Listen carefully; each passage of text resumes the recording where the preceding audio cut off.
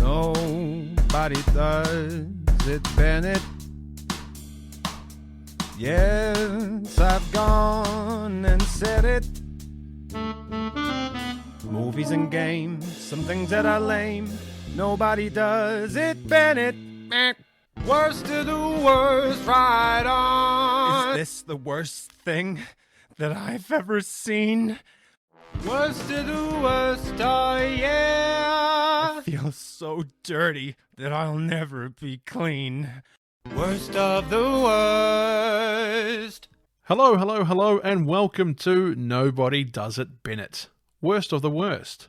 I am your host, The Greg Bennett Experience, and tonight I am joined by the spectacular Matt Mann. Hello, Matt. Welcome back. Hello. How are you? Almost sounds robotic there, but of course this movie is far from that. It's we won't give too much away yet, shall we? Tonight we are covering the amazing Spider-Man 2 Rise of Electro from 2014. I completely forget that this actually has a subtitle of Rise of Electro. Literally just tiny printed at the bottom, and I was like, what does that say? Oh. Look on the DVD on the spine and everything, only just make it out, only from close up. You can't actually see it from far away. They edited it at the end. They're like, oh crap, Jamie Foxx is like, I paid you this much money to put me in this movie. Where's my name? It's got Rise of G.I. Joe, Rise of Cobra. Oh yeah. Hydra. Remember that movie? That was fantastic. That was. Basically Hydra. Matt, have you watched the first Amazing Spider-Man, and what are your thoughts about Andrew Garfield as Peter Parker or Spider-Man? In the first one, like, Peter Parker's never been stupid. He's never been dumb. He's always kind of run on instinct. And even before he became Spider-Man in the first movie, he just ran on impulse. Everything was impulsive. He never got the internship. He just decided, went to Oscorp, thought he'd just talk to Connor. Thought it was that easy. It wasn't.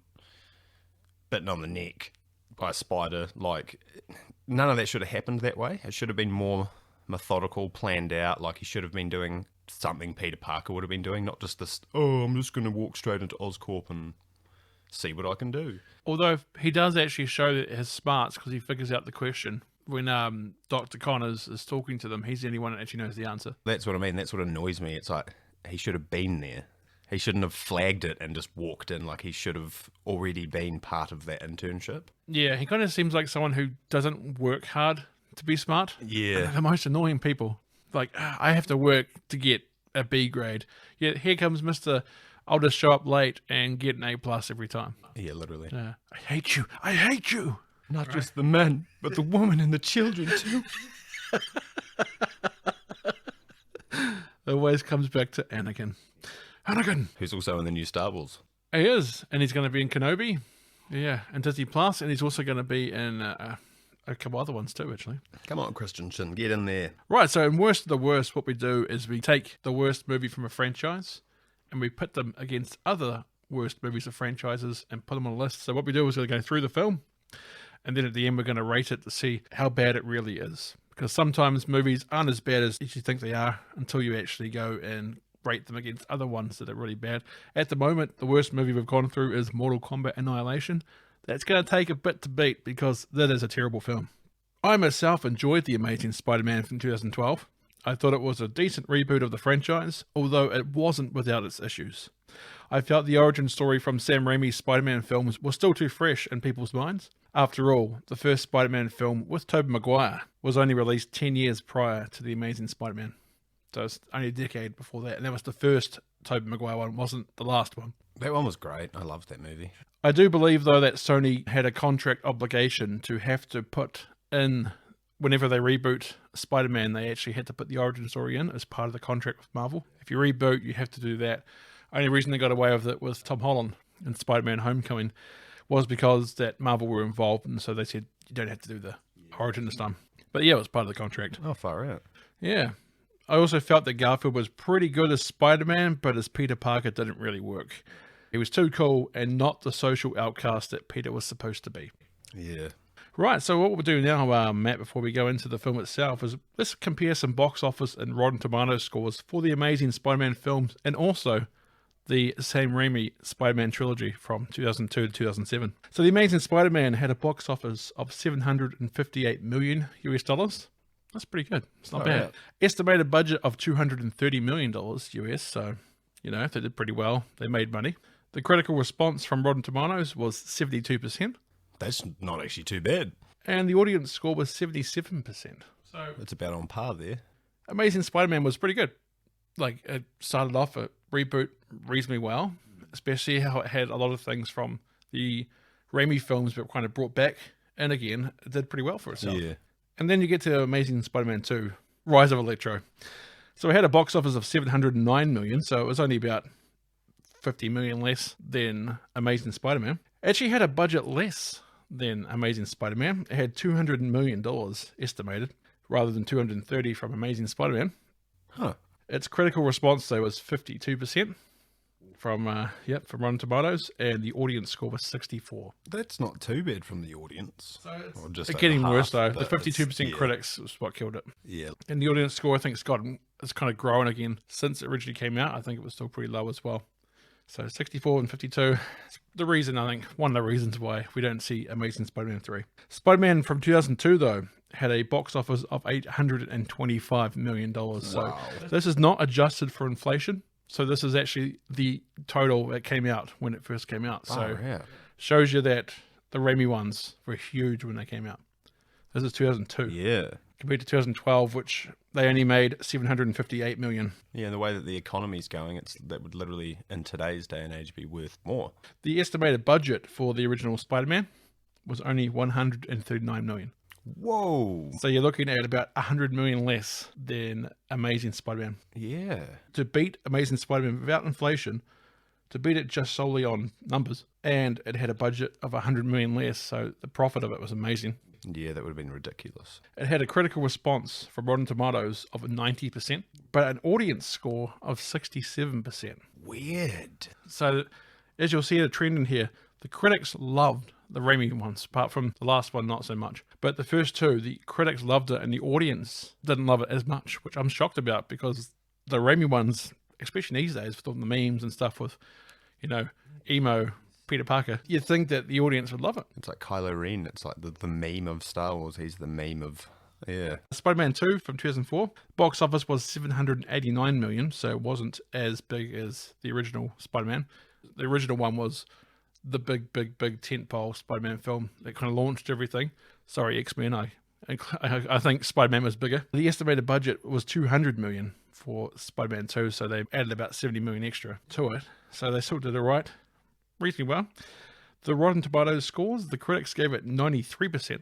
And the audience gave it 82%. So Spider-Man 2 from 2004, so up to the Holland ones at least, Spider-Man 2 is the best movie. I'll have to see. I haven't checked out the Holland ones and see what they got. I wonder what they'd be, just because it's part of that cinematic trilogy of the Endgame. Yeah. A lot of it is anyway, because it splits through, because it's also part of Endgame is Far From Home. Tom Holland 2 is pretty damn good as Spider-Man, so I'll have to see that sometime. I won't do it now because we've got so many other rankings. Spider-Man 3 in 2007 had a box office of $894 million. This is the biggest of the three. $894 million, not adjusted for inflation. So it did more than Spider-Man 2002, and it did more than Spider-Man 2004. It had a budget, though, of $258 million. So they put a lot of money into Spider-Man 3. Wow. Yep. I want to know, I know this probably sounds weird, but I want to know how much they spent on the animation for The Amazing Spider-Man 2. Because, oh my God, compared to some of the other ones that are literally just all live action, like actual fight scenes, but it's like, how much would you pay a stunt double to do all that acting and all that type of stuff as compared to having someone to sit at a computer and work it out? Well, it'd be interesting too, because I think animation would cost less today than what it cost 10 years ago. Yeah, of course, true. So that maybe that comes into it as well, as just the quality of the animation, also how much it actually costs. Yeah. But the Rotten Tomato scores of Spider-Man 3, 63% from critics and 51% from audience. Ooh, back down again. So 51% with Spider-Man 3 is the lowest audience score out of all the Amazing Spider-Mans and the Raimis. But there you go. That kind of gives you shows you what money Spider-Man makes in. Like every Spider-Man film in this list has made a profit. Yeah. There's never been a bomb. They say Spider-Man 3 bombed, but it actually was the most successful. Yeah, it kind of. It just critically wasn't the darling that people expected. So don't get me wrong, there's things wrong with Spider-Man 3, but to call it a failure, I don't think it is. Nah, you can't call something that made profits a failure. No, especially that much. If you like what you hear and would like to send us your thoughts, why not contact us? You can by visiting our Nobody Does It Bennett Facebook page, or by hitting us up on the Twitter at NobodyDIBennett. That was NobodyDIBennett on Twitter. Or by emailing us at nobodydoesitbennett@outlook.com. That's nobodydoesitbennett@outlook.com. It's a Bennett with 2 N's and 2 T's. Nobody Does It Bennett is available on Spotify, Google Podcasts, and other podcast networks. I also host another show for JB Hi-Fi called JB's Real Cut. If you want a roundup of some of the recent releases at JB Hi-Fi, why not listen to JB's Real Cut? Right now that the advertising's out of the way, man, let's get into our coverage of The Amazing Spider-Man 2 Rise of Electro from 2014. Nobody does it, Bennett. Movie starts with a flashback of Peter's dad, Richard Parker, also the name of the tiger in Life of Pi, in case you're wondering, destroying any evidence of his experiments. He kills all of his spider specimens, he grabs his briefcase satchel, the same one Peter finds in the first movie, and leaves his lab at Oscorp. Richard then records a video message. He claims that people may call him a monster for what he has done. You can hear young Peter calling out to Richard. This is in fact another call out from the first Amazing Spider-Man film, as this is when Peter discovers that his dad's office has been broken into. Peter is dropped off by Richard and Mary at Uncle Ben's and Aunt May's place. Again, like in the first film. It then cuts to Richard and Mary in a private plane discussing what they need to do next, as well as Mary knowing that Peter will never understand why they left. Richard and Mary are going on the run from someone. Cut to the co-pilot entering the room as Mary uses the restroom. Richard prepares an uplink connection on his computer. He also realizes that the co-pilot seems to be washing blood off his hands. Richard asks to see the pilot. As Richard gets out of his seat, the co-pilot pulls out a gun. The co-pilot locks the restroom door to keep Mary in there. While he is locking the restroom door, Richard starts the uplink on his computer. Turn it off. The co-pilot grabs a parachute pack while holding a gun on Richard and puts it on. Mary breaks out of the restroom, which causes a distraction. Richard and the co-pilot fight. The gun goes off, which hits Mary. Richard straps Mary into a seat. Richard and the co-pilot fight some more, which leads to Richard shooting out a window in the plane. The door flies off and hits one of the plane's engines. Co-pilot is sucked out of the door. Richard then grabs his Sony Vio laptop. Yep. Remember those? Remember those Sony Vios? Vio. The V and the A were looped as one letter. I think it's been about 8 years since they were out now. You haven't seen a Sony Vio in years. Sony went out of the laptop business, but it's weird because they got their fingers in most pies. It was like when they did Sony Ericsson, thinking they were going to jump on the... They jumped in with Ericsson and Sony jumped on, and they did Sony Ericsson together to try and do that new smartphone, and it flopped. I actually liked the Ericssons so back in the day. They were good. I also liked Ericsson Stadium, the name for Mount Smart Stadium in Auckland. It used to be called Ericsson Stadium. Oh, was it? Yeah. Oh, that sounds so much better. It was so much better. Mount Smart. So, what? Remember Vios, Matt? We remember. We always remember the Vios. I remember. It was so long ago. Then watches as his upload completes. The plane continues to plummet, but you don't actually see the plane crash. So that's pretty much the opening of the movie. It's kind of an interesting way to start because the first movie also has very much about the intro to Peter's parents. Yeah, with no context. And then the second one fills it in. It's like, oh, okay. So they caught a plane and they crash because they talk about a plane crash in the first Amazing Spider-Man, but you don't see it or what happened. Yeah, you see him looking on when he's on Google, looking for Roosevelt or whatever he's typed in. He's scrolling down. It's just like blah blah blah, killed in plane crash, and I was like, oh, because I didn't actually know up until that point what was going on at all.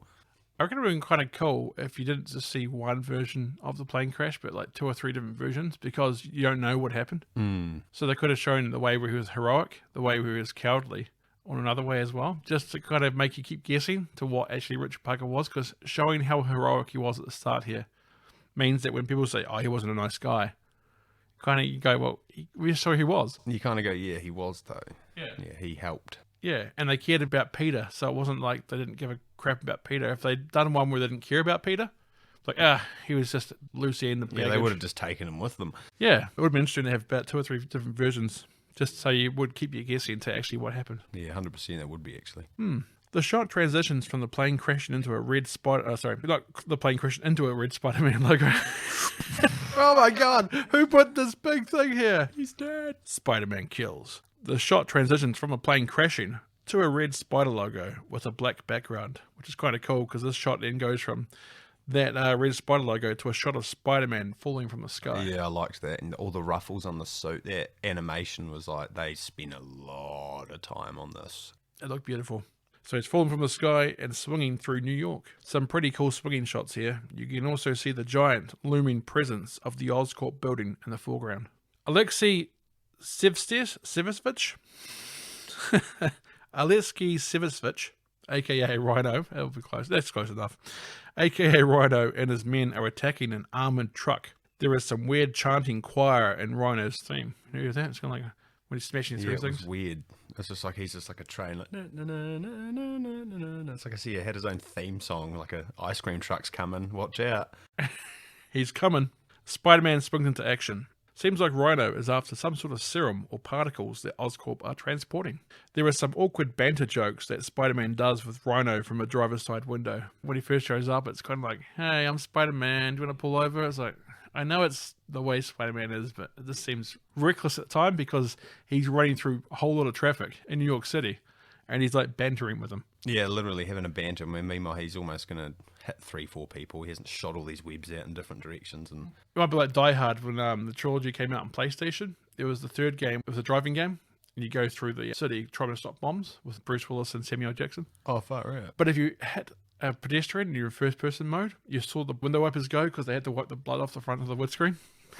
It kind of reminds me, that could have been happening with Spider-Man right here. Boom, boom. Oh my god, it's like one guy's caught in the window wipers.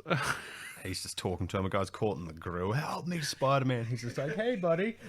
Don't worry, we're just talking here. You'll be fine once we get that leg removed. Hey, I'm walking here. The Spider-Man suit has been updated in this movie. Looks closer to Maguire's look and less homemade. I preferred the homemade look from the first film, as it gave the suit more personality while also keeping it different enough for Maguire's suit. So this one, it looks like he just had an upgrade. Yeah, I want to know where he got it from. Yeah, did he make that, or didn't look homemade to me? No, it didn't at all. It looked like it was completely fabricated in somewhere. Looks like it was made for a movie. Had like a costume designer. But yeah, the first one had like the wetsuit look, the sunglass, like the eyes were sunglasses. Yeah, they were too. It was much better, actually. You don't notice it so much in the movie, but in the video game for Amazing Spider-Man, you notice that actually the bottom of his shoes are a sneaker. Just put some wrap over his shoes, but the bottom still has the sneaker design on it, which is really, really cool. But yeah, it's just kind of kept more personality. Yeah. Again, like you said at the start, Peter Parker's supposed to be smart. Yeah. So having him design a homemade suit was awesome. Damn right. Like even his web shooters, even his door lock mechanism. Press a button on a remote control radio thing and it just goes...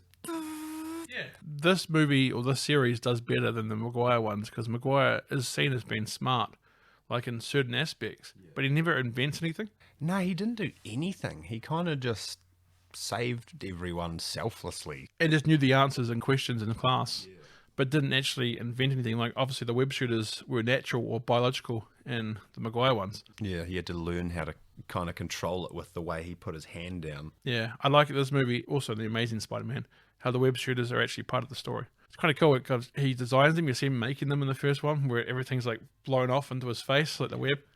And this one actually becomes a big part of the story. Yeah, it does too, actually, when he changes to a... Well, that's later. When he figures out the electric problem. Yeah. Meanwhile, Max is walking along the street with a comical amount of blueprints in his hand. Now, he's like, hasn't he got a satchel or like a tube he can put those in? He's like holding them all together like... Yeah, that's what I thought. I was like, well, surely you just wrap them in a giant web. Oh, sorry, the Max scene. Yeah. Yeah, I thought you were talking about when he had all the plutonium and he's like, he's just like running down the street with it and one's about to drop and he just webs them up into the sky. No, that actually comes after this part because it cuts away to Max and he's just walking down the street. He's like holding all these tubes. Yeah. You can get poster tubes for that. Yeah, literally. Put them all in there. And they're blueprints too. Why would you be walking down the street with them? With Oscorp blueprints. Yeah. They'd kill you for that. Anyway, Max loses some of his blueprints and they roll onto the road. Spider-Man saves Max from a taxi that was flying towards him, thanks to Rhino ramming traffic. Again, we're talking about how Rhino's ramming through traffic. Yeah. Spider-Man doesn't seem to care much about that. He just wants that all those vials. Not at all. Spider-Man gives Max a pep talk, telling him that you're not a nobody. You're a somebody. Rhino's men start loading radioactive Oscorp vials into a case. Then they start firing at the police from the back of the truck with assault rifles. Like just, everyday assault rifles. Yep. As you do. Oscorp assault rifles. Well, are they working for Oscorp? Because they're stealing from Oscorp. Oh, true. So they'd just be like those thugs that go around. Yeah, it's just like in the video games that they're just thugs on the street, yet they have automatic weapons. Where do they get all this technology? I don't know. And they're Russian too, so of course. Spider-Man disarms them with his webs and hangs them for the police. Hangs them like safely. I'm not talking about he's hanging them from their necks or anything. He hangs them up with their webs. My God, he's so vicious. Spider-Man's evil. He's killed all his men. What has he done? He's draining their blood. Some of those radioactive vials get loose, so Spidey has to grab them all. He gets all but one, which bounces away onto the street like a cartoon. Ding, ding, ding. Is this a video game all of a sudden? Real comical bouncing, like it wouldn't just explode and go. No. Radiation. And then everyone would die horribly. As Spider-Man grabs the last vial, he is cleaned up by a police car. I actually love that, where he's like, got it, and all of a sudden, whack, gets hit by a police car, causing Spider-Man to hang on the front of it. He then gets a phone call from Gwen. His ringtone is the classic Spider-Man theme. 8-bit as well. Me, me, me, me, me, me. Me, me, me, me, me, me, me. Gwen is at their high school graduation ceremony. I do like the banter and chemistry between Andrew Garfield and Emma Stone. I think if anything, the faults in this movie aren't with them. I think that's pretty good. Yeah, they do bounce off each other quite well. Peter's spider sense goes off and he starts to see visions of Gwen's dead dad, Captain Stacy. Peter promised to a dying Captain Stacy in the first film that he will stay away from Gwen for her own protection. Gwen is their class valedictorian. Of course she is. Up right here, Spider-Man confronts Rhino again in his truck while Gwen's speech runs over the action. She talks about high school being a brief 4 years. Brief? Yeah. Are you sure? I remember Emma Stone in Superbad back in 2007 as a high school senior. Then again in Easy A in 2010. So it's now 2014, so you're still in high school? Being valedictorian should be expected at this point. 4 years. More like 10. Yeah, more like 10. You've been pushed back and... She just wants to really be valedictorian. I passed. Just manipulating all the other students around her. If you do my homework for me. Cut to a weird slow-mo shot of a bus while Spider-Man grabs the vial of Oscorp stuff that got dislodged from his hands. Spider-Man takes down Rhino, who fires an assault rifle at him. Spider-Man webs up both his arms, then downtrouts him, exposing his boxer shorts. This is a bit too goofy for my liking. Did you notice in the boxer shorts it had little rhinos on them? Yeah, they did too. I was like, Yeah, funny. There are some Batman and Robin moments to this, but the worst parts, like Batman and Robin, yeah, it's not always the greatest Batman film, but there's some points in it that are not bad, but it seems like they took the worst parts of Batman and Robin and put them in here. Peter arrives at graduation just in time to pick up his diploma and wildly kiss Gwen in front of the whole class. After that, you notice like high fives when the teachers do. He's like, yeah, look what I did. Check it out. And he's wearing the same T-shirt that I've got on.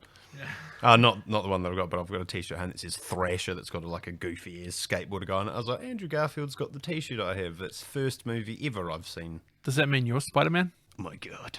God, his powers. I am Spider-Man. Peter and Aunt May laugh and talk about Uncle Ben. Seems like Peter has gotten over the guilt of getting him murdered in the first place. You keep laughing it up, Peter. Life is good. Yeah. Remember Uncle Ben? Uncle Ben. And she keeps telling him how she feels useless without Uncle Ben there. She had to get another job to pay for his college. Yeah. And he's like, yeah. Murdered him. Yeah. Woo! And there's Gwen's dad again. Yeah, he keeps popping up in this one. Gwen shows Peter a news bulletin about Rhino and making sure he remembers to meet up with her later. Peter then sees another vision of Captain Stacy. Also has a clip of Captain Stacy's last words to Peter. I like this part of the film, having Captain Stacy keep popping up, reminding Peter that he should leave Gwen out of it. Makes it more brutal later when he can't save her. It's better foreshadowing than having Peter dream about her dying and trying to stop it. I'm looking at you, Episode 3, Anakin Skywalker. Yep. It's almost like it was a spidey sense telling him, get away from my daughter, you're going to get her killed. Maybe his spidey sense are amping up his guilt. If you have normal guilt, it gets amped up because of the spidey sense, which is causing the visions. Or Captain Stacy's like Patrick Swayze in Ghost, and it's just following him around. And he's just come back. Yeah, he could be too. It's Ghost. Like, we didn't see, like, Peter Parker could have been making clay stuff at one stage, and then when he did it, Captain Stacy could have put his ghost arms around him. Yeah, we don't even know. We don't know. And then that's where the guilt came from. Yeah, it's like, I'll never make another clay pot again. So he made a new suit. There you go. That's how he made his new suit. Yeah, Ghost Captain Stacy and Peter Parker made his new suit because he needed to leave Gwen alone. That's factual. And that's why he's guilty, because he actually loved her father more than her. And he didn't want to admit to it, so that's why he's just filled with guilt. What they didn't show us was them kissing in that scene when he's dying. Yeah. He's like, please leave her for me. And then he's just changed his guilt trip into, you have to leave her alone. Yep. We know the real reason, though. Yeah. Peter sees Gwen in a restaurant, but doesn't go in as he can't face Gwen's family.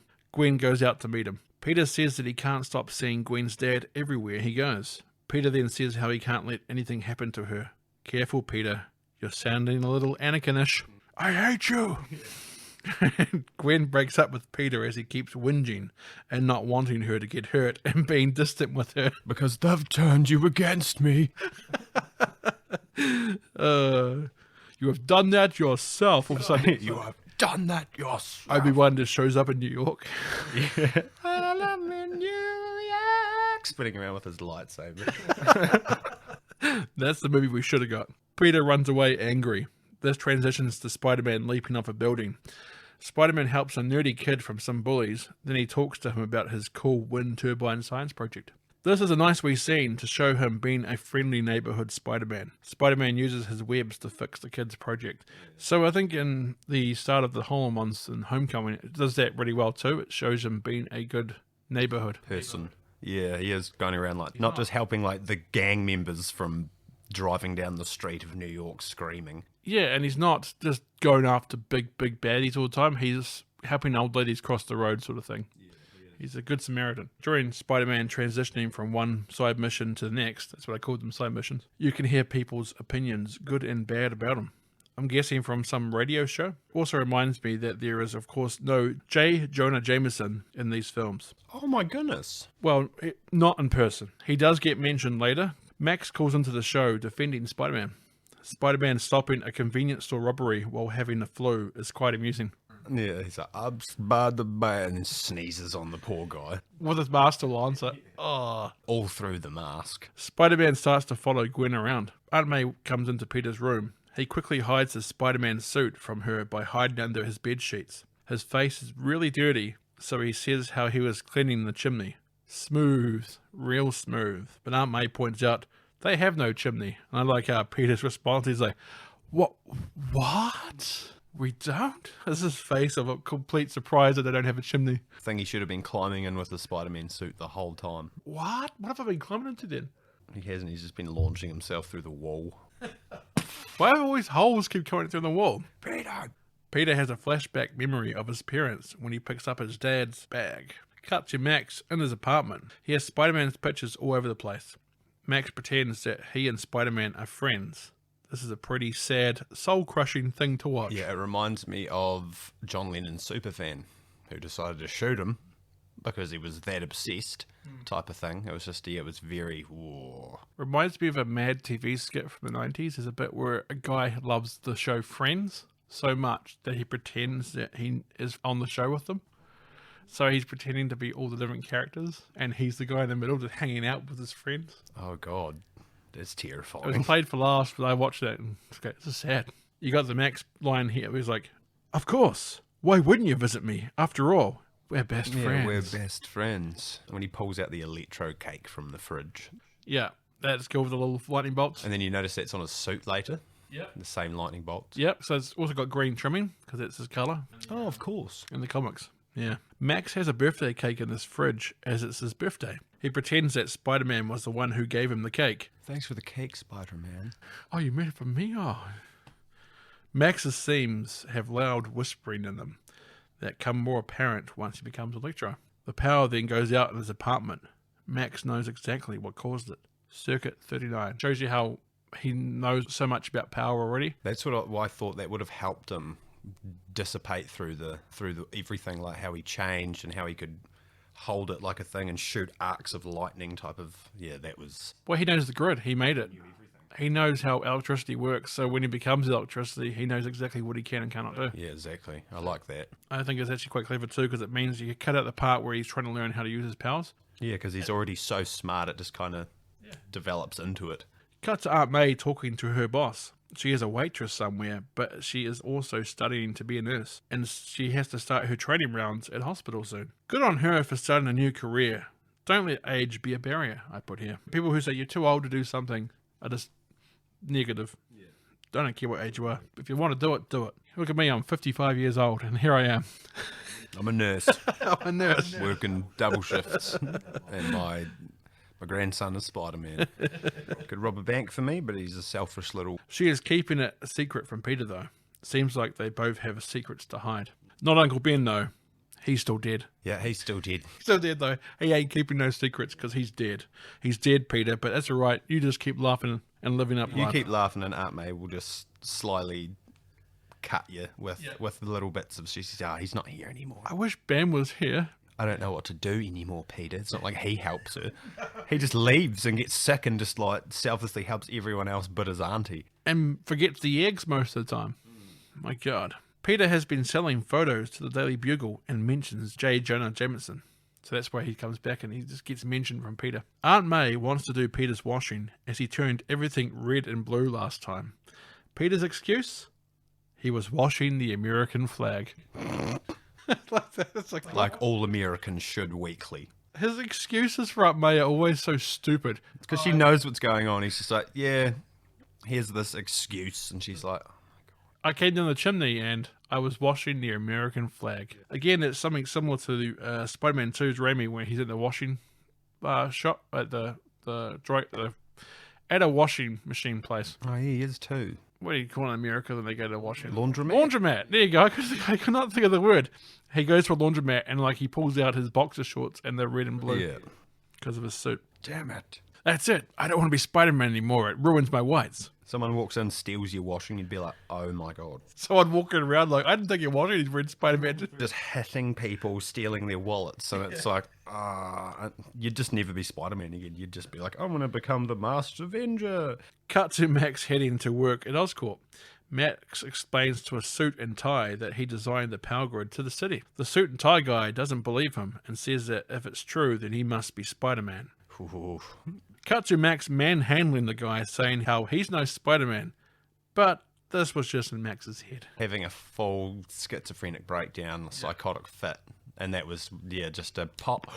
What he wanted to do is, don't talk about Spider-Man like that. Yeah, that's the voices in his head almost. Yeah. And then, when it's cut back to him kind of standing there, I was like, oh, that was in his head. Max meets Gwen on the elevator. Not Gwen Stefani, though. Otherwise, she would have gone, hey, baby, hey. Spider-Man.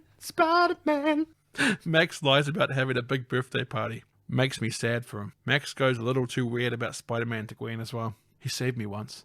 You know that? He saved me. He knew me. He asked me to be his eyes and ears. And then ignores her and then just stares at the thing on the thing. And she's like, okay. Yeah, I'm getting off this floor. Yep. Cut to Norman Osborn's mansion. So finally, Harry comes into this about 30 minutes into the film. Just took this long to actually introduce one of the major characters. Cut to Norman Osborn's mansion, where Harry returns home. Dane DeHaan, the actor who plays Harry, looks like a poor man's Leonardo DiCaprio. With so much anger. Yeah. It's always angry. I look at him, though, in this film. I was like, he's just unlikable. Yeah. Even when Peter's hanging out with him, I don't believe it. Yeah, he like rips into Peter. He's like, oh, sorry about your dad. And he's like, you got your braces off. Yeah, I just apologise for your dad dying. You psycho. Yeah. And here we go. We'll just break the ice and just do what we used to do because I'm a sociopath. Yeah, pretty much. He's always angry. Harry visits his dying father, Norman. They have a strained relationship, to say the least. That's what Norman says to him. I don't expect you to understand that your childhood had to be sacrificed for something greater, and not just for me, but for you. The Osborns seem to suffer from a disease that will eventually kill them. Harry seems to panic at this, but Harry is like, what, 18? And his dad, Norman, is like, what, 60? And even when he's in the videos with Peter's father, he's only on a crutch. Yeah. He's only got a cane. You'll be fine for like another 15, 20 years. If you didn't inject yourself with that lizard serum thing, I'm pretty sure you would have been fine for a while. Was it? He's got a good 35 to 40 years to find a cure, I put here, if that's the case. But it seems like his ones accelerate for no reason. He's just all of a sudden really sick later on. It's like, but it's only been like not even a month. Your dad told you he was sick. All of a sudden, did he like just cough in your face and make it worse? I don't know. Yeah, it wasn't even a disease. It's just like whooping cough, and now he has it. Yeah.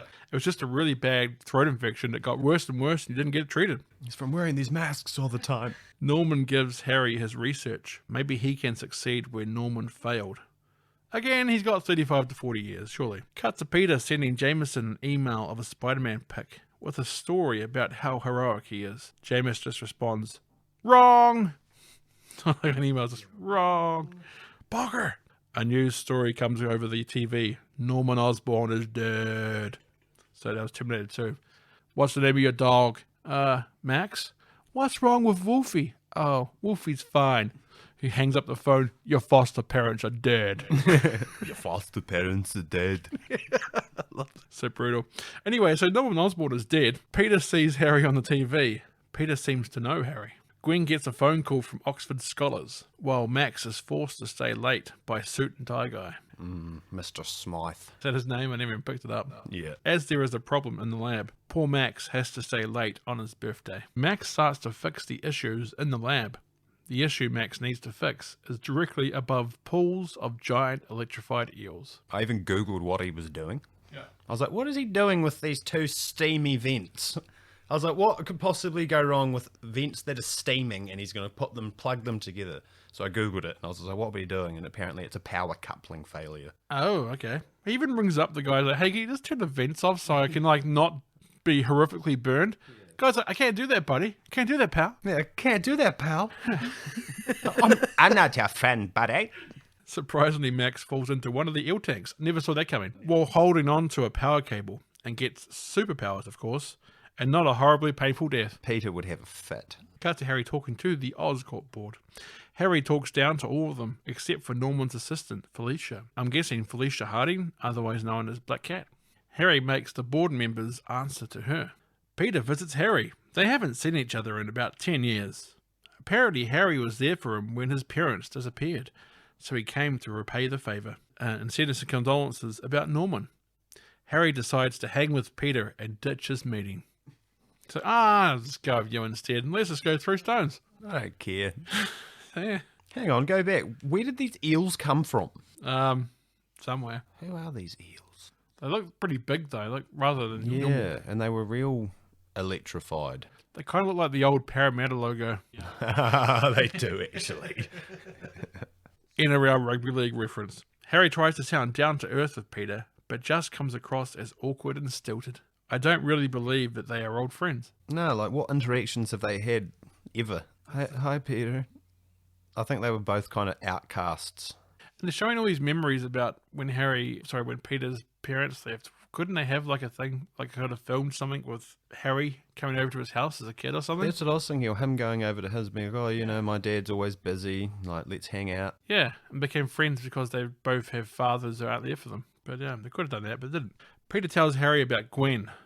Big mistake. Yeah. That we'll talk about later. Yeah.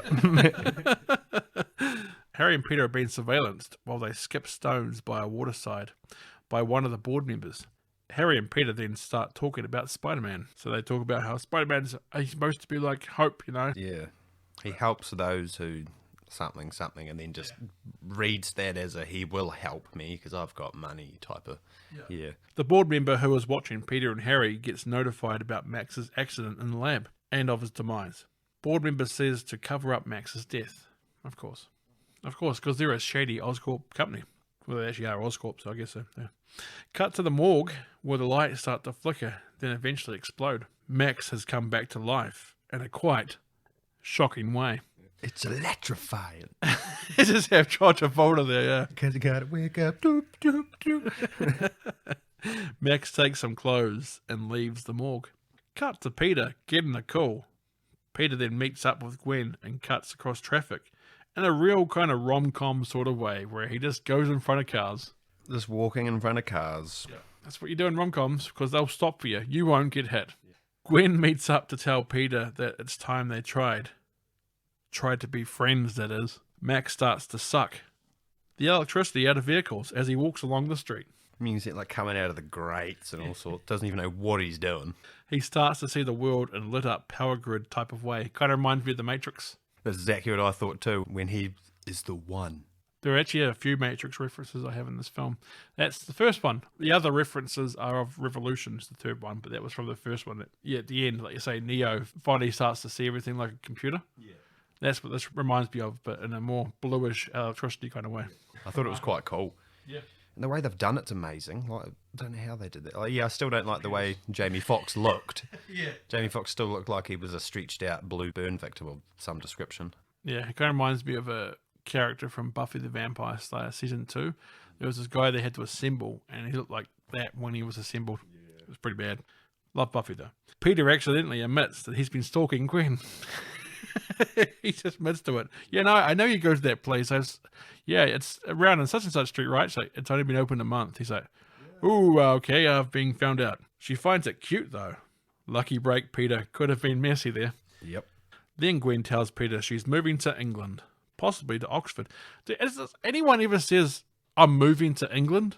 It's usually, I'm moving to London or I'm moving to somewhere. The Oxford. United Kingdom. Yeah. England is just so American. Yeah, I am moving to England. The irony that England is so American. What part? The one that has the big university by some bridge. There you go. Again, when we did Batman and Robin, they talked about how she's from England. So it's an American thing that tells people they're from England. Yeah, they did too. Not from London or United Kingdom or UK or Oxford or whatever. God, she had a horrible British accent. She didn't have one, that's the problem. No, Holly would have been like, what? She's from England, it's fine, guys. Peter's spidey sense goes off. Max shows up in Times Square. The spinning shot of Max surrounded by the screens is actually really cool. When you first see him, he's got the hood on, and it just shows all the monitors in Times Square. Yeah, I like that. And he looks at himself, and he starts shaking, and he goes, I've got so much anger. Yeah. And I was like, ooh. It's really cool, actually.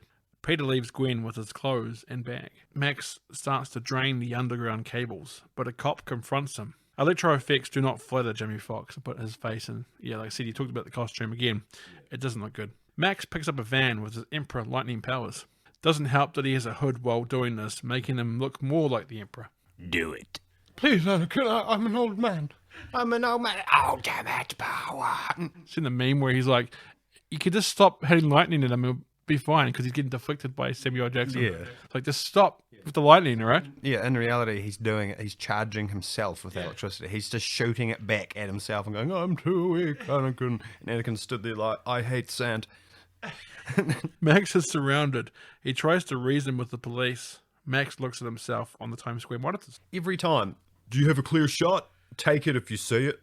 It's like they have no context of what's happening on the ground with the superhero that saved most of your city. Mm-hmm. There's a guy shooting electricity everywhere, and you think shooting him with a conventional gun is going to do anything. Yeah. The logic, they're like stormtroopers, but they don't miss.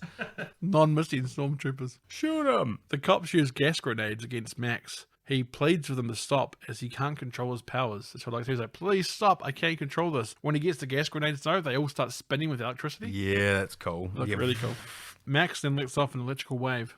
Like a blast. It reminds me of Infamous. When you got the powers, you can like blast with a wave. Oh, when you jump up and go and come back down. Yeah. Very similar. Oh, I didn't even think of that. Well, it's a game all about electricity powers, so I was waiting for Electro to surf the wires, you know? Oh, true. That would have been cool.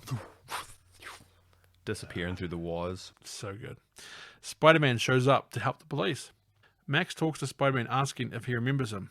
After they reconnect about that fateful day with the blueprints, Spidey tries to reason with Max. Max gets offended because Spider-Man doesn't remember his name. Yeah, he remembers the blueprints in that day, and he's like, yeah. But then he's just like, doesn't remember my name. Because when he's in the elevator with Gwen, at that other part where he sees Spider-Man on the TV, she goes, okay, see you, Max. Yeah. And he goes, you remembered my name, and he like almost goes to step out of the elevator. Yeah. Like it was like, oh my God, like that's all he's wanted, just some recognition.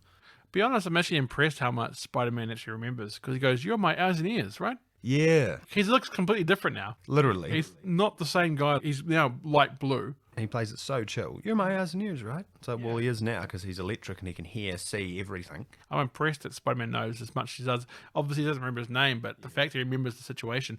How many things has Spider-Man done since then? I wonder what would happen in an alternate reality if they never took the shot at him and Spider-Man never remembered him. It's like if you're a retail person and someone comes in, I know 3 months ago I bought this particular thing. You remember me, right? It's like, you're my eyes and ears, right? Yeah, you're my eyes and ears, right? Oh, you remember me. But no, seriously, need a receipt. Spider-Man tries to web up Max, but the electricity throws him back into a police car. The electricity fries one of Spider-Man's web shooters. Love that too. You see how burnt it is? Oh. It was almost like there was a battery in it. Yeah. And it like just burnt out that because it's a little piece that he pulls out when he goes back later to repair it. I was like, oh, it just destroyed it. It looked nasty. Max's whisper theme music returns as the crowd cheer on Spider-Man, and the screens in Times Square start to change to Spider-Man. The whisper song says, "He lied to me. He shot at me. He hates me." Very turn side on schizophrenia. Oof, it was creepy. It's creepy. Electro was born in this situation because from now on I call him Electro for the rest of the thing because he's in this moment he goes from being Max to being Electro. Yeah, within seconds. Yeah, because until then he's still trying to be Max and trying to be nice. Yeah. But then once he starts attacking Spider-Man, that's it. He's now become so much anger, and now he can use it now. Yeah. So Electro is born and starts to use the full force of his powers against Spider-Man. The bit with the electrified grandstand is actually pretty cool. He has Spider-Man figuring it all out in slow-mo, so stopping the crowd from touching the electrified rail. So you see Spider-Man slow-mo coming up. Yeah, I liked that. Oh, one of the things I watched recently, someone did say, it's weird that Spider-Man can move faster at the speed of light. Yeah, yeah. We'll go with it for the scene. He's slowing it down to the point where he can actually move, and like the Flash in DC.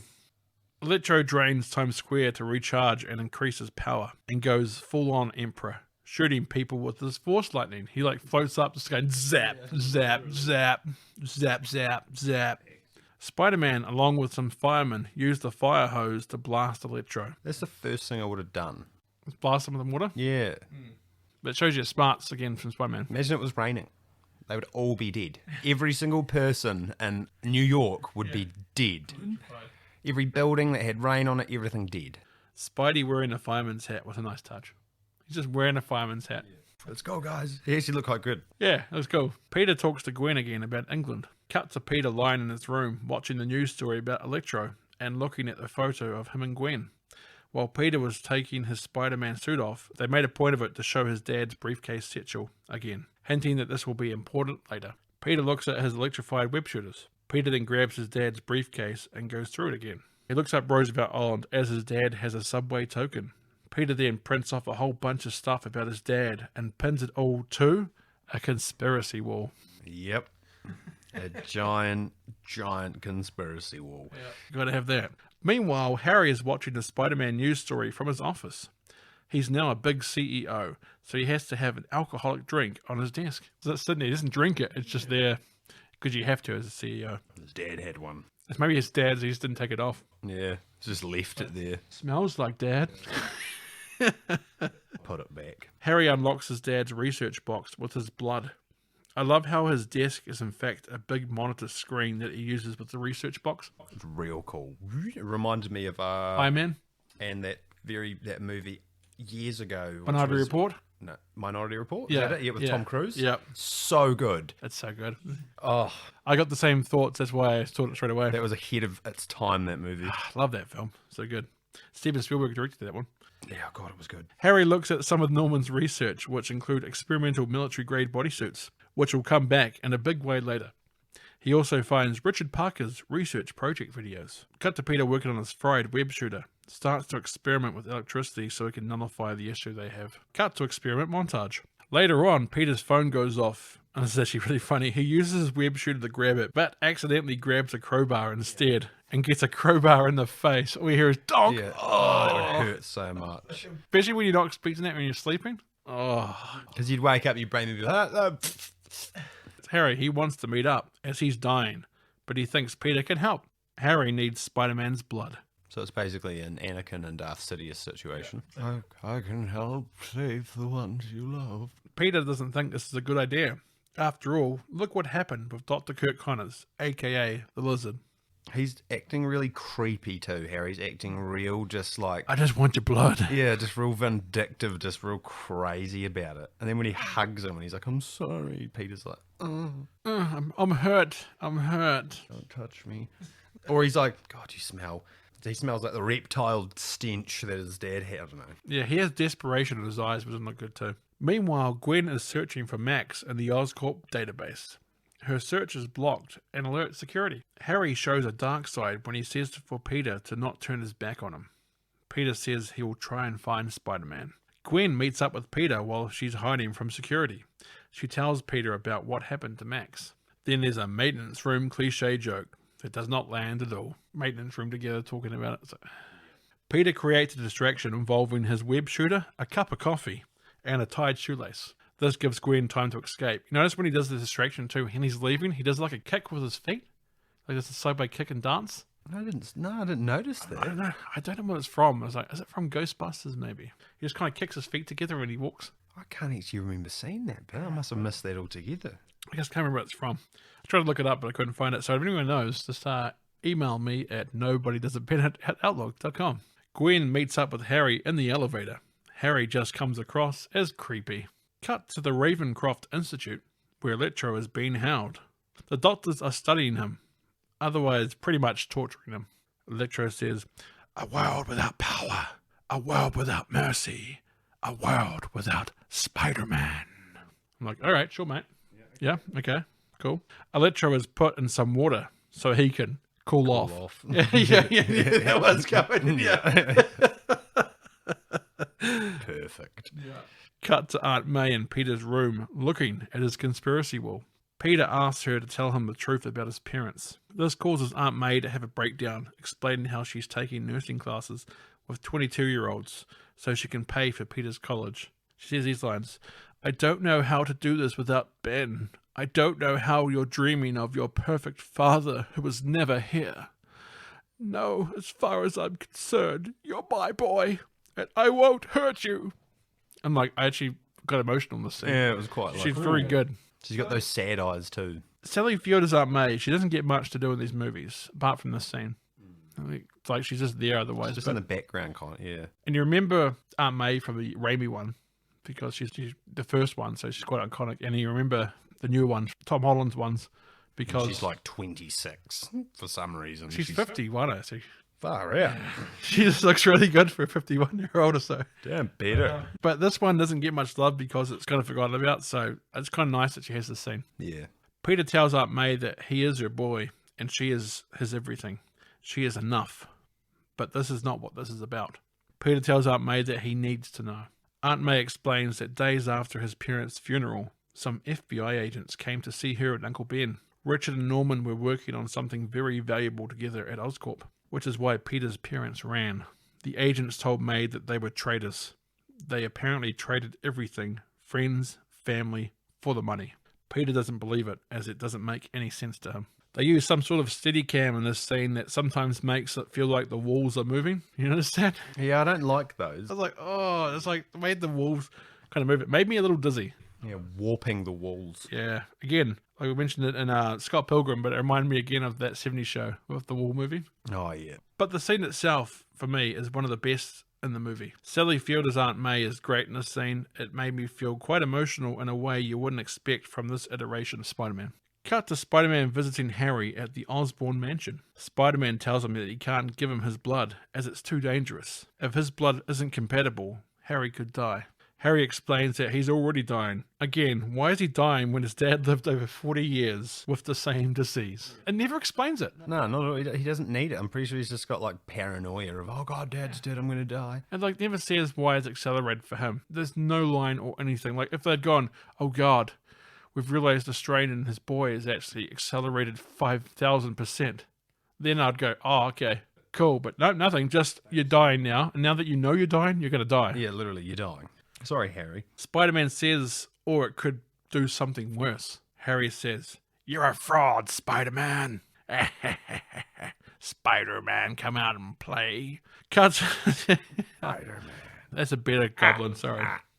He's more like, you're a fraud, Spider-Man. Cut to Peter talking to Gwen while she is in a hurry to go somewhere.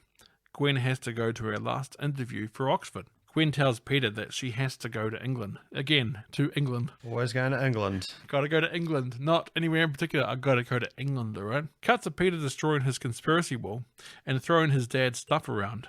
Hold up. Where did all those tokens come from? Peter discovers that his dad had put some subway tokens in his calculator. Peter then finds on the magical movie internet where all the answers are.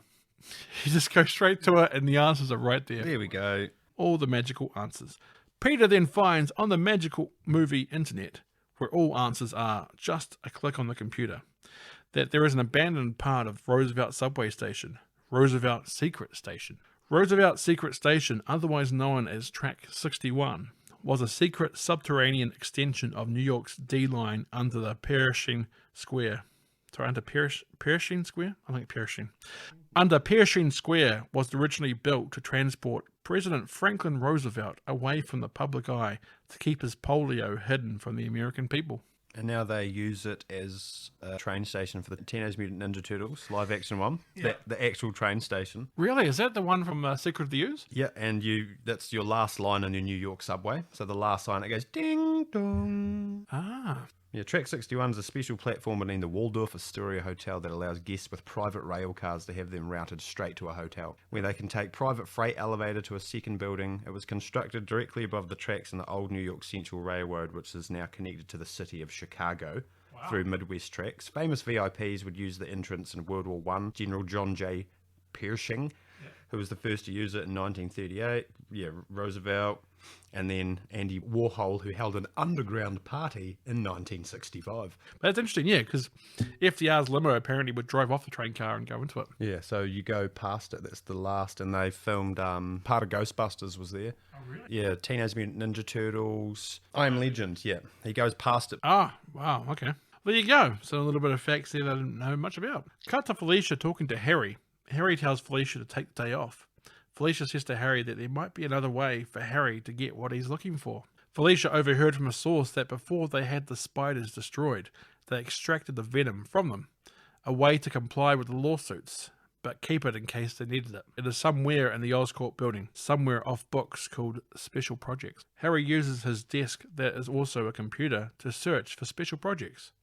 Last entry was 1 hour prior and was apparently approved by Harry Osborn. Harry finds the security footage of Max falling into the electric eel tank and finds out all about Electro. Harry's user access then gets revoked and guards storm into his office. That slimy, scheming board member has framed Harry for the cover-up of Max's accident. He goes, "You're going to die a horrible death, like your father. Difference is, though, no one is going to miss you." I'm like, oh, what a brutal thing to say, mate.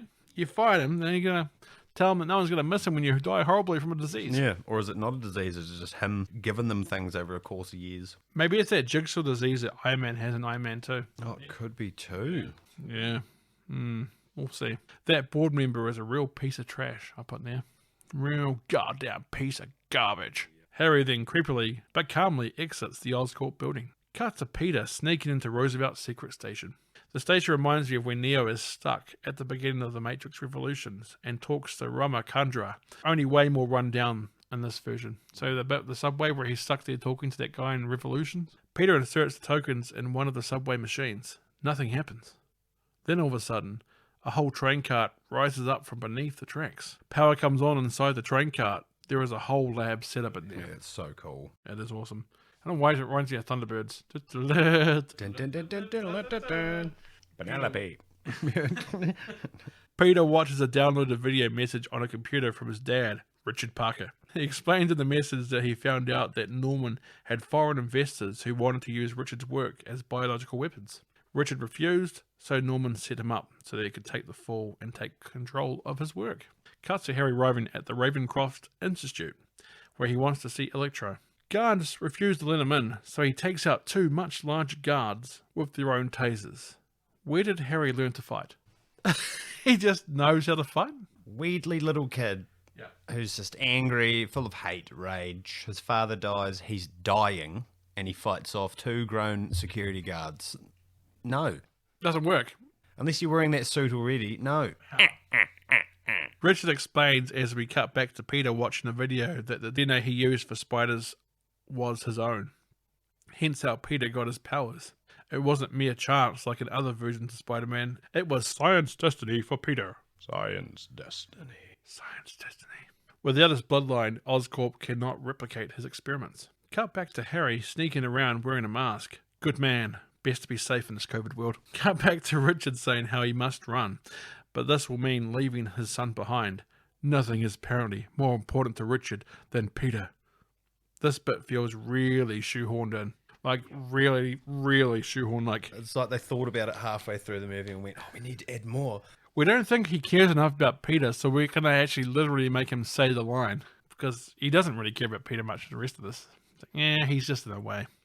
We'll dump you off at your uncles and aunties. I don't really care. Cut back to Harry at Ravencroft. He has found Electro's containment unit. Harry tells Electro that he will let him go as he wants to cut a deal with him. Harry says he can give him Spider-Man, but he needs something first. He needs him to help him get into Oscorp, as he no longer runs it. Electro breaks out and agrees to help. So this part feels Batman and Robin-like, in all the worst ways. Music didn't help either in this scene, but again, in this scene, you see with earlier things, Electro, it gets off on people needing him. It's like, you need me? You need me? And that's what Harry says here when he's getting taken away. I need you. Yeah, I need you. Yeah. So that's what actually convinces him. Not the fact that he'll get Spider-Man and stuff. He just likes to feel needed. Because he was the one who made the power grid in the first place, got no recognition, and it's just like... I'm just a nobody, but I should be a somebody. Cut to Peter leaving the subway tunnels. He has a voice message on his phone. It's Gwen. She got into Oxford. And now she's on her way to the airport. Now, as there's an early summer school. How quickly did she get accepted? And up you go. I know. Oxford, here we go, we're off. You're leaving in 2 weeks to England. No, it wasn't even 2 weeks. She was just leaving then, I think. She was on her way in a taxi. Oh my God, she was too. She called him. She's like, I'm leaving. I went over to your house, but you weren't there, so bye. And she's got, it's not because I don't love you. It's because I do. Ah, sweet. Ain't that sweet? But it's wrong. Bend and snap. Legally blonde. Love it. Cut to Electro breaking into Oscorp. He brutally impales a guy with electricity. Watch out. He might get charged for that. Electro caught his board member guy. Harry strolls into the office. Board member guy gets shocked by Electro. Harry tries to be witty, then starts whistling and grabs a gun. He's like thinking he's a real badass here. I'm like, dude, it just comes across as awkward and... He thinks he's so cute. Yeah, I'm real badass and cool. You're not. And now revive him. CPR. And gets Electro to revive the board member guy. Yeah. After he shoots him through the chest with a bolt arc of lightning. Yeah, but hey, wake him up, all right? Harry tells Electro that he can have access to the grid while he takes the board member guy away at gunpoint. They head to special projects. When they arrive, you can see some of the other projects, including Doc Ock's mechanical tentacles. Yeah, I do like them because they're the self-aware ones too. They're sitting there like kind of following them as they go like, where are you going? Harry gets board member guy to load up a syringe gun with one of the spider venom capsules. What were the wings? Vulture. Ah, it was two. Because I was thinking, that isn't Goblin. And then he was on that hoverboard. I was like, "Ooh." Vulture. Board member guy says how it won't work to save him as they have run all the tests and it failed every time. Board member guy injects Harry. The venom starts to transform Harry. Harry goes a bit werewolf here, ripping away his clothes. As Harry transforms, it gets real creepy with quick flash cuts, like out of the movie The Descent, and also the PlayStation game Until Dawn. I kind of get that because you get close-ups and you get horrible looking images. It reminds me of Until Dawn. Yeah, you do actually. His face is black. Harry crawls to a metallic bodysuit. When he gets in the suit, his health goes from critical injuries to healing. The Green Goblin is born, but not the more like Yeah, just the sad Goblin that's got like a stretched face. It's not good. Green slicks back weird hair. No, I didn't like it. Looks like a troll. Yeah, literally. What bridge did you come from, Harry? Cut to Gwen in a cab on her way to the airport. You'd think her mum would have wanted to see her off or something, but no, just on her own. Or her entire family. Oh, you're going to England, like probably maybe the rest of your life? All right, catch a cab. Yeah, catch a cab. Just catch a cab. I'm busy. I've got groceries to buy. Taxi driver goes, it's Spider-Man! And he points up. Gwen then gets out of the cab. Spider-Man has used webbing in one of New York's 21 bridges. I know that thanks to the movie 21 Bridges. Rest in peace, Chadwick Boseman. Yep. The webbing says, "I love you." Spidey then swings in and swoops up Gwen. Rest of New York must be really confused by this message. It's like, what? What does that mean? Does it mean us? He loves us. He loves New York? I think he does, though. He So loves this bridge. This one of 21 bridges. Yeah. Spider-Man has unknowingly just sealed Gwen Stacy's fate. Oh, what a cruel world it is. Peter decides that he is going to move to England with her. Peter says how he could fight Jack the Ripper, as they haven't caught him yet. What I put by he has sealed Gwen Stacy's fate is she was on her way to the airport. She would have been gone. Green Goblin wouldn't have known. But because he's a selfish prick and wants to keep leading her on, He grabbed her and then she gets involved in the last fight. Just like her dad did. you can't come here though, you can't come. And she's like, well, I'm going to make my own decisions. And he's like, oh, okay. He could have rung her later on when she's in England. I'm coming over. Yeah. But no, instead he's like, I'll just swoop her up and now seal her fate. Oh, now the bend and snap makes more sense. Oh, brutal. Cut to a massive wave of electricity blasting across a power station. It's Electro. He cuts the power to the city. Gwen also figures out Peter's web shooter problem. If he magnetizes them, they should hold an electrical charge. He's like, oh, duh, a doy. What did I think of that? He should have just rubbed his arm against the carpet. Or just gone on the ground and just rubbed his body against the carpet and got that static charge. He could have just touched Electro, pop, turn him off, blow his fuse. Oops. Cut to a plane in the air. It's unable to reach tower control due to the city-wide blackout. Cut to Spider-Man and Gwen approaching the police captain. They ask him for jumper cables. They successfully magnetize Spidey's web shooters. Yeah, I liked that. Yeah, it's like, Imagine it killed him. end of movie. What's that smell? It smells like burning bacon. So it's just a crispy spider. Spider-Man webs up Gwen to prevent her from getting involved at the power station. Electro starts to go after Spider-Man. The shot of Spidey webbing through buildings with Electro flying through the air as an electrical stream is pretty choice. Like, but where he's going through the buildings? Yeah, I like that. When he's the face and then he goes... Yeah, that was cool. Cut back to the plane. They are now dealing with an electrical disturbance. Two planes are heading right for each other. 4.5 minutes until they collide. A tower control lady starts a stopwatch. She gets out a stopwatch like... Start the time. Everyone knows that it will be exactly that much time before it happens. 100%. Because the planes are flying exactly that amount of airspeed. They know exactly how much drag's on the plane. Yeah. Everything. Because they're air flight traffic controllers. They know exacts. Cut to Spider-Man landing on a building overlooking the power station. This shot again reminds me of the Matrix Revolutions, when Trinity and Neo's ship first sees the Machine City. Oh, yeah. The power station looks like that. Does actually, the way it's all set out. Yeah. I never even thought of that. That's cool. Spider-Man tries to use some nearby water to take down Electro, but does not work as Electro is too strong now, and just blocks it. Gwen gets free of the webbing and sets off. Cut back to Spidey and Electro fighting. Electro electrifies Spider-Man's web shooters again, but this time the shooters hold the charge. It's a cool scene. It goes right down the web again. Yeah. Let's see it light up. He's like, okay. Electro starts playing dubstep with the power pylons, while also attacking Spidey. It's a song. Yeah. Because he goes, I hate this song. And I'm like, what song? I just saw his noise and I think he's just saying that because it was a joke. Probably, yeah. Down, down, down, down, down, down, down. It's probably the SpongeBob song when he's at the Super Bowl. So yeah, he starts playing dubstep with the power pylons while also attacking Spidey. Spider-Man is at Electro's mercy when suddenly Electro is taken out by an incoming NYPD police car. It's Gwen. Yeah, I love that. What does he say? Bet you didn't see that coming. And then Gwen just hits him with a car. And I was like, did you see that, though? He's like, you can't be here. You can't be here. You gotta go. Spider-Man has devised a plan to overcharge Electro. If he overpowers, he'll explode.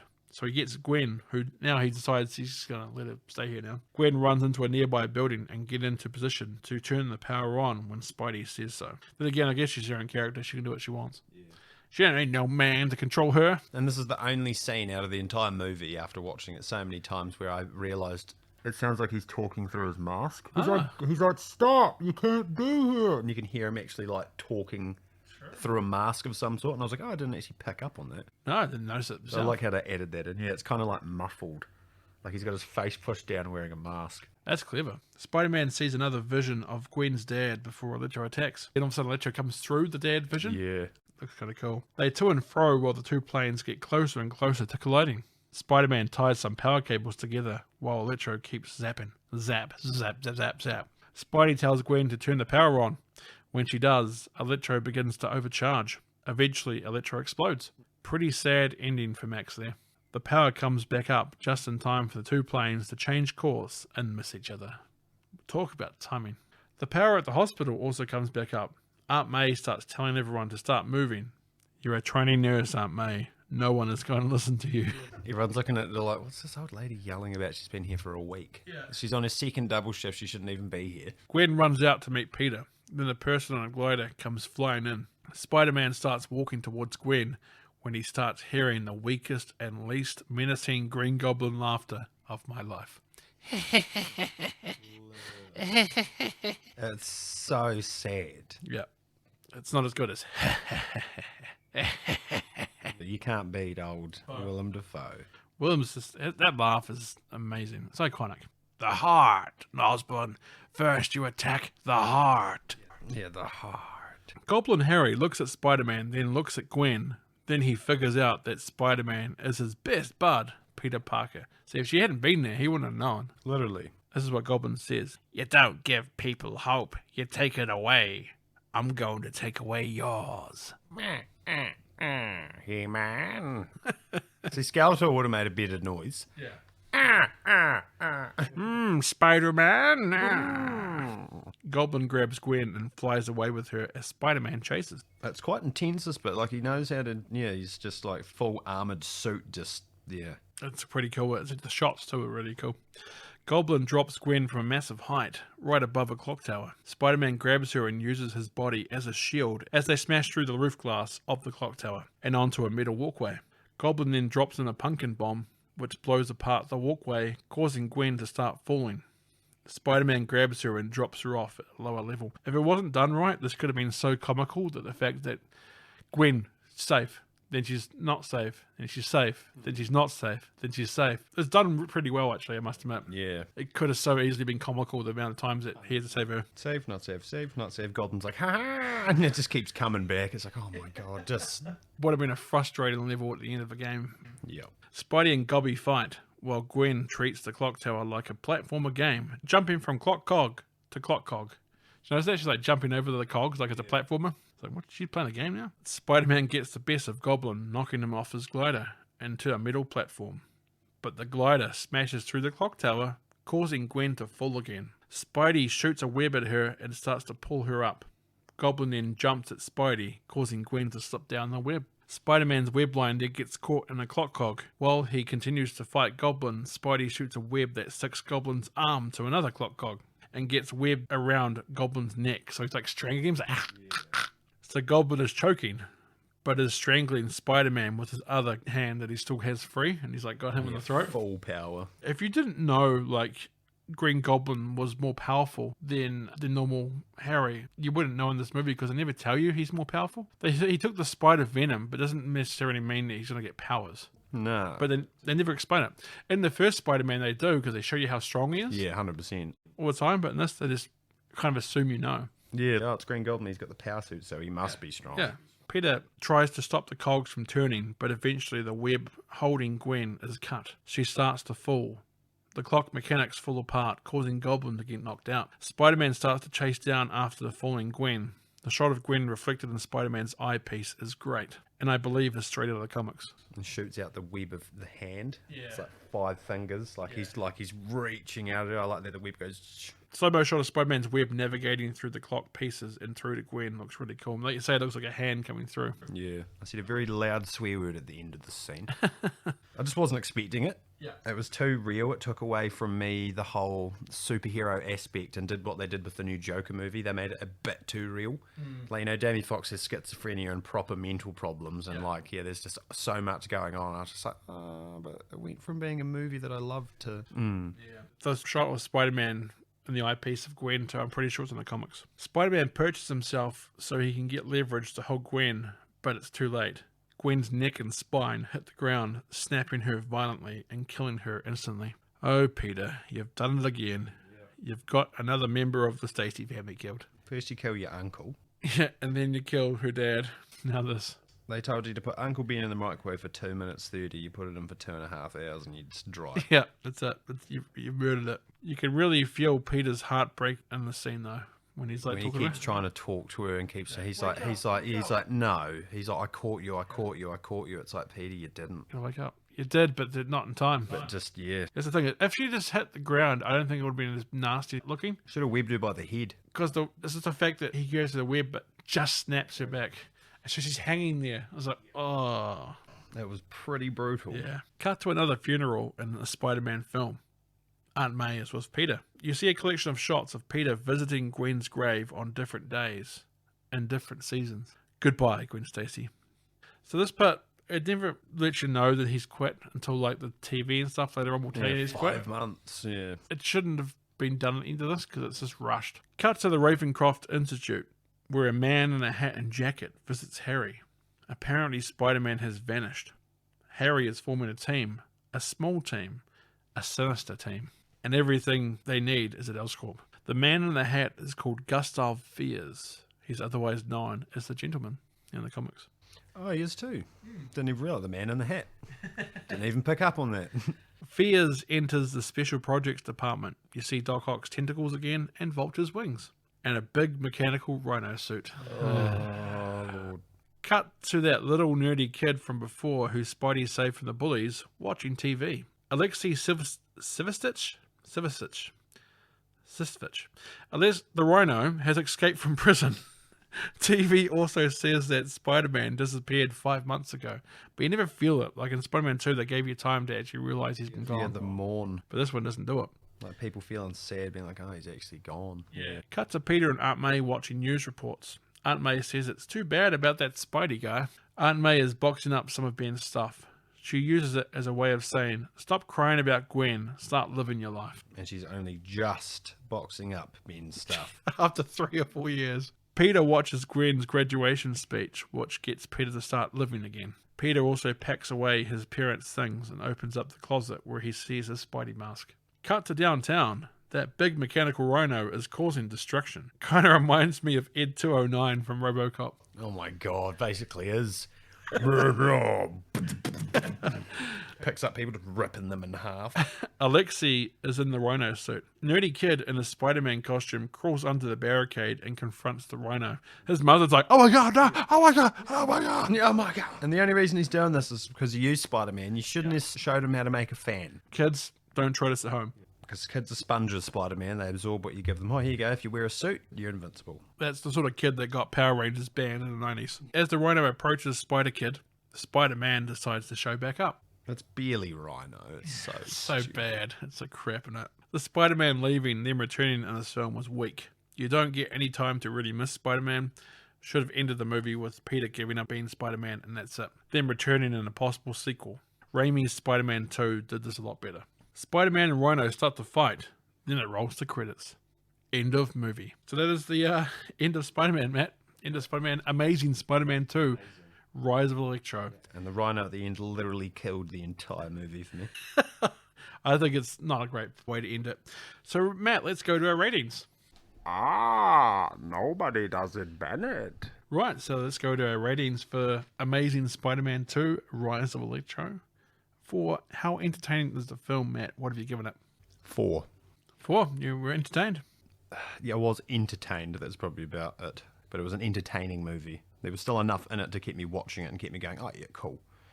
Rather than going, oh, they've lost this. Yeah, I've given it a 3. It can have some really good moments that I think are quite entertaining. There are a lot of stuff in this, but overall, it's not a great movie. But I think there's elements that kind of keep it entertaining, so I've given it a 3. So how intentional is the quality? I've given it a 3 because I think, it's intentionally supposed to be the kind of style it is. It's not amazing at the style, but it's, even though it's amazing Spider-Man, but I think it's good enough. Yeah, I gave it a 3 as well. 3 as well. How much does it affect the franchise? What have you given it, sir? 2. Give it 2. Rhino, no. Goblin, no. Just, no. I've given it a 1 because it killed the franchise. There's no movies after this because... The end of that movie, Yeah, there's no movies after it, so it ended the franchise, so I'll give it a the 1. PlayStation 1 Rhino looked better than that Rhino. And he was squares. It's just squares. He used to talk like this Spider-Man. He's in the PS4 Spider-Man as well, which I came want out. to play that. Oh. It's so good. And the Rhino is much better than that. Quality of casting, I have given it a 2 out of 5. I think Andrew Garfield, Emma Stone, and people who came back from last time are not bad, are pretty good. I think Andrew Garfield's actually a pretty good Spider-Man. And Emma Stone was good as Gwen Stacy, but Goblin, no. I thought Terry Fox Electro just wasn't great. Like, I think it was more the direction rather than him, but it's still not great. And yeah, just everyone else in this movie that was cast for this film, I was like, meh, pretty average. What have you given it, sir? 3. Given it a 3? A 3. And would you watch it again? What have you given it, sir? 2. So, just wasn't enough for you to really crank it out again?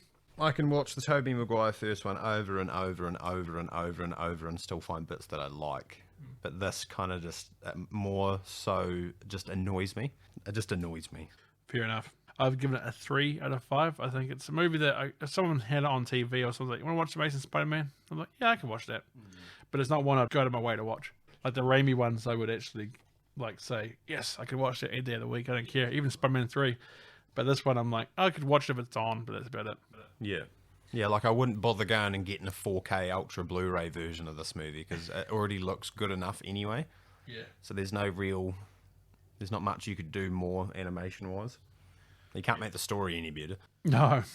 Right, so let's go over what we've rated it. So for how entertaining the film is, you gave it a 4. I gave it a 3. For how intentional the quality is, I gave it a 3 and you gave it a 3. For how much it affects the franchise, you gave it a 2 and I gave it a 1. For quality of casting, I gave it a 2 and you gave it a 3. And would you watch it again? You gave it a 2 and I gave it a 3. So I got 12 out of a possible 25 stars. 14. Out of a possible 25 stars. It gives us a grand total of 26 out of 50, which is, yeah, it's not great. It's not a great one. Just above half. It's like the ratings on Rotten Tomatoes. As we go to the board, we've got Mortal Kombat Annihilation got 15.5 stars out of 50, so that's still the worst film so far. And then we got X-Men Origins Wolverine, which got 27 out of 50 stars. This film has 26, so it actually goes ahead of X-Men Origins Wolverine. It's now in second place behind Mortal Kombat Annihilation. It also goes into the not half bad rating. If you got 10 points in this, like a grand total of everyone giving it 1 star, it is called truly worst of the worst. If you gave it a thing between 11 and 20, it is one of the bad ones. If you get points between 21 and 30, it's not half bad. And 31 to 39 is an unappreciated gem. If you give it 40 to 50 stars, so like a near perfect score, then it doesn't belong on this list and it goes into the MRU list instead. Because there's some movies that we're going to cover, like Bad Boys 2, which is the worst rated in the series. One of my favorite films. Yeah, I love that movie. One of my favorite films. We're going to cover that. So, worst of the worst isn't just about being negative about films. It's actually a way of saying you think this movie's terrible, but if you compare it to other movies, it's actually not that bad. Yeah. It's just because it's the worst of that series. You're like, ugh, it's just nothing redeemable about it. If I watched Mortal Kombat Annihilation, then I watched Amazing Spider-Man 2, I'm like, Jesus, Amazing Spider-Man 2 was so much better than Mortal Kombat. But at the moment, it's second place now on 26 points. Yeah, so 26 out of 50 stars. Yeah, it's not half bad, but it's not half good either, is it? It's no Batman and Robin. It got 32 Batman and Robin, so quite a bit higher. Right, now that we've rated The Amazing Spider-Man 2 Rise of Electro, let's talk about how this film could have been better. So my first point for how it could have been better, less villains. Raimi's Spider-Man 3 made the same mistake, but this film came out after it, so there's no excuse. Having Electro and Goblin and Rhino while also trying to set up a future Sinister Six film was just way too much. What they should have done, for me, is they could have had a Spider-Man facing Electro, have Electro's whole main story. That's exactly what I wanted, yeah. Have Harry show up. You know, he can actually be with Norman for maybe the rest of the movie or maybe half the movie before he dies. Have his relationship built up with Peter. Bring in inserts like from when they're kids talking about how they knew each other, but have a relationship built in this movie, how much like each other. Don't have Gwen Stacy die at the end of this. Have it that he does want to give up being Spider-Man, so he gives it up at the end of the movie. Then in a future sequel, have Harry and Peter's relationship sour. Yeah, and Harry can find out that he's Spider-Man, or he was Spider-Man. Maybe Peter can confide in him, say, I was Spider-Man before the thing went sour. And he's thinking, this whole time you lied to me, you could have saved me. And then they could have the only way that he knows that he'll come back as Spider-Man is if he kidnaps Gwen. And you could have the death scene of Gwen. And that's what keeps him at what he is. Maybe even Peter isn't in Spider-Man yet. He just is Peter Parker, but he's webbing up in the air and stuff, and he actually tries to save her, but can't because he wasn't in the He wasn't in his Spider-Man gear. So then he goes after Goblin and realizes... And that's what made him make the new suit. Have him like come back as Spider-Man to take on almost a vengeance thing against Harry, but then Harry could make something where he could try and destroy half New York. Spider-Man stops that, and he realizes that New York needs Spider-Man. Yeah. That's what he could have done. Less villains. There have been 2 movies, but I don't know, it's just my point, but my first one is less villains. Have you got anything, sir? Yeah, no, you've basically banged that on the head. I would have liked the rise of Electro to just be the main focal point of the movie, the whole way through from the start, him being kind of the nerdy thing where he meets him as Max, and then maybe halfway through the movie, he starts getting treated a bit more like dirt, so we can see that. We can see him kind of getting treated like crap by the suits, and then, progress through it, and then, why didn't you do that? Come on, guys. My next point for how it could be better, I've only got 2 points anyway, is a different actor for Harry/Goblin. Dane DeHaan just wasn't good enough in Amazing Spider-Man 2. I've seen him in other movies too, and he's pretty much the same. He's just that monotoned, stilted actor that can't show emotion. That's why he was good in Chronicle, because he was like already dead inside, so it was easy to be emotionless. The Cure for Wellness, it was an okay film, but I didn't think he was great. Yeah, he just wasn't Goblin. If you're going to get someone for Goblin, they have to be emotional. And he just showed no emotion. And even when he was like running around like smiling like a creep as Goblin, it just didn't feel right. It just seemed like he was on drugs. Yeah. Like he was just still... You look at Willem Dafoe, you see that scene where he like is in the elevator when he's going to Thanksgiving. And his face is just looks so demonic. It's him without any makeup or anything on. That's how good he is as Goblin. He can be Goblin without all the makeup. Because he can, I don't know how he does it, but he makes his face all... Yeah, just comic book twisted, almost. But yeah, different actor. That's about all I've got anyway for how it could be better. I'm not sure if you've got anything else to add, sir. That's about it, really. There are some good bits, and I'll put it here. Amazing Spider-Man 2 Rise of Electro is an average film. Maybe below average, that I could believe could have been much better. I thought Andrew Garfield, Emma Stone, and Sally Field were as good as the material allowed. And there were some really cool scenes and shots, like the Times Square encounter and the Aunt May/Peter scene about his parents. But there were also some bad scenes, like the Alexei tied up with boxer shorts, Goblin at the end. I hope Tobey Maguire and Andrew Garfield join Tom Holland in Spider-Man No Way Home, so we can see Garfield's Spider-Man in a much better film. Garfield, there are some people who are fans of the Garfield over Maguire, which is fine. I just want to see Garfield in a better film. Yeah, if they gave him his time on set. Yeah, Raimi's, like Spider-Man 2 gave Tobey Maguire the film that made him look really, really good. Spider-Man 1 was good. Spider-Man 3 has its issues, but it's still not bad. It's still a good time. But Spider-Man 2 is still one of my favourite superhero films. Give Garfield that opportunity. Yeah. Have you got anything else to say about Amazing Spider-Man 2, sir? The whole movie's so up and down, I'm sitting there going...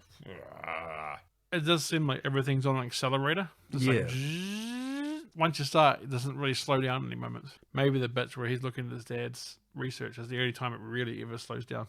If you like what you hear and would like to send us your thoughts, why not contact us?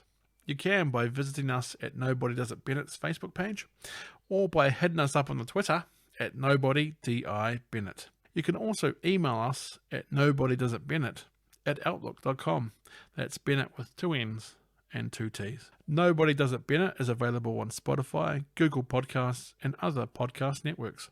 I also host another show for JB Hi-Fi called JB's Real Cut. If you want to round up on some of the recent releases at JB Hi-Fi, why not listen to JB's Real Cut? Thank you, Matt, for joining me for this episode. No problem. Happy to be here. Fun going through films, even if they're not the greatest. Yep. And thank you for listening. Remember, some others may do it better, but nobody does it Bennett. Until next time. It's the end of the show, and now it's time to go. Don't be sad, just be glad that nobody does it Bennett.